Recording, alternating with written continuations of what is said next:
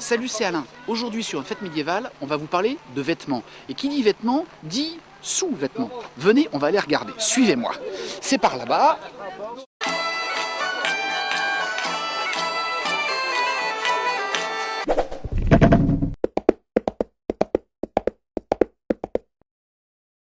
Bonjour Frémine. Bonjour. On parle toujours des vêtements quand on s'occupe du Moyen-Âge, quand on est reconstituteur et tout, mais en fin de compte, ils avaient des sous-vêtements comme tout le monde. Oui, bien sûr. Les hommes en particulier avaient des sous-vêtements. Oui. Donc ils avaient des braies qui sont exposés ici. Ça, Ça c'est les braies du XIe siècle. d'accord. Elles sont ouvertes sur le côté extérieur de la jambe. Elles Ouais. arrivaient à mi-mollet. Elles montaient jusque sous les aisselles et elles étaient retroussées à la taille. Roulées jusqu'à la taille, voilà. Roulées jusqu'à la taille et serrées par un lien qu'on appelait un bradiel. D'accord. Tout avait un nom au Moyen-Âge. Ouais. Ça c'est un truc qu'on voit souvent quand ils sont retroussés comme ça, on voit sur des paysans dans des enluminures Voilà, ou des illustrations comme ils ça. allaient d'ailleurs dans les champs, quand il faisait très chaud l'été, ils étaient habillés comme ça, ils ne mettaient pas de pantalon par-dessus. D'accord. Et ils faisaient même, comme ce vêtement, ce sous-vêtement arrivait à mi-mollet, ils faisaient même des petits trous aux extrémités des... Voilà, qu'ils remontaient comme ça jusqu'à la taille pour se faire un choc. Pour avoir moins chaud. Voilà. Alors, cette Et alors mode- ça, c'est l'évolution. Alors voilà, ça c'est l'évolution. À partir du XIIe siècle, ils ont porté ce genre de braie qui était plus courte que celle du XIe, Oui, qui était ouverte sur le côté intérieur de la jambe. oui, Voilà, Si. c'était plus facile pour faire pipi, par exemple. par exemple. Donc, et c'est pareil, il retroussait la taille, il la roulait, ça montait toujours très haut sur les D'accord. aisselles. Mais alors ça, c'est étonnant ça. On dirait un slip moderne. Voilà, ça ressemble beaucoup au slip moderne, mais ce n'est qu'au XIVe siècle, au début du XIVe siècle, on est passé à cette forme-là. D'accord. Et Et pourquoi on l'appelait toujours des braies. C'est toujours des braies. Ça toujours reste des braies. toujours des braies. D'accord. Et pourquoi on est passé à une forme comme ça? L'évolution a fait qu'il y avait quand même quelques personnes qui s'intéressaient à la mode. Oui.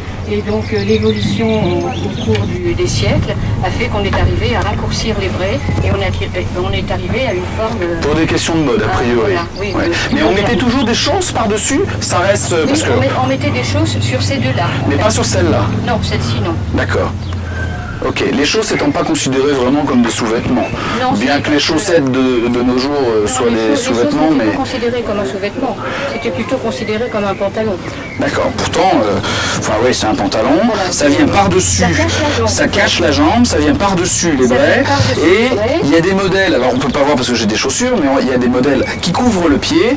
Et il y a aussi des modèles qui donneront des chaussettes quand on raccourcira. Voilà, ça et il y a fait des comme un modèles, collant, ça fait comme un collant. voilà. Et c'est très serré. J'ai vu que la mode voulait que ça soit serré. C'était très très serré sur la jambe. Et Très c'était non ajusté. plus, c'était taillé en pointe comme ça jusqu'à la taille. Voilà, exactement comme ça. Et ça tient Ça tient par la ceinture. par la ceinture. Par un lien avec la ceinture. D'accord. Super. Donc ça, c'est la partie basse, c'est les la braies partie basse pour les hommes. pour les hommes. et les braies. Les femmes portent rien. Alors les femmes portaient des chemises. Alors oui, mais sous la chemise, elles sont nues. Elles n'ont Elles pas sont nues, voilà. de La culotte, culotte caleçon. n'existait pas encore à cette On est époque. d'accord. On est d'accord. Alors sinon, donc par-dessus tout ça, les hommes et les femmes avaient une chemise Oui. qu'on appelle... Alors les chemises des hommes qui se portaient à ras du corps s'appelaient des chins. Oui, Et par-dessus, ils portaient une autre chemise oui. dessus qu'on appelait un bliot. D'accord, mais qui n'est plus Mais un qui sous-vêtement. n'est plus un sous-vêtement. Qui n'est plus un sous-vêtement. La chince, c'est homme ou femme, c'est la chemise de non, corps. la chins, c'est la chemise de l'homme. Oui, Et la chemise de la femme s'appelait c'est une chemise. tout simplement. D'accord. Et donc c'est ça. C'est ça, voilà, c'était cette Donc ça, chemise-là. c'est la chemise Ça, homme, c'est puisqu'elle la est chemise courte. Homme. Voilà, elle est courte, elle arrive un peu plus bas que les hanches. Hein. Oui, Et elle avait toujours une ouverture ici, ouais, pour passer pour la passer tête. la tête, qu'on appelait un amigo. Oui, Voilà. très bien. Et donc pour les femmes, Et pour les femmes, alors les femmes portaient une chemise comme celle-ci, qui était soit sans manches comme celle qui est exposée là, Oui. soit elles avaient des manches.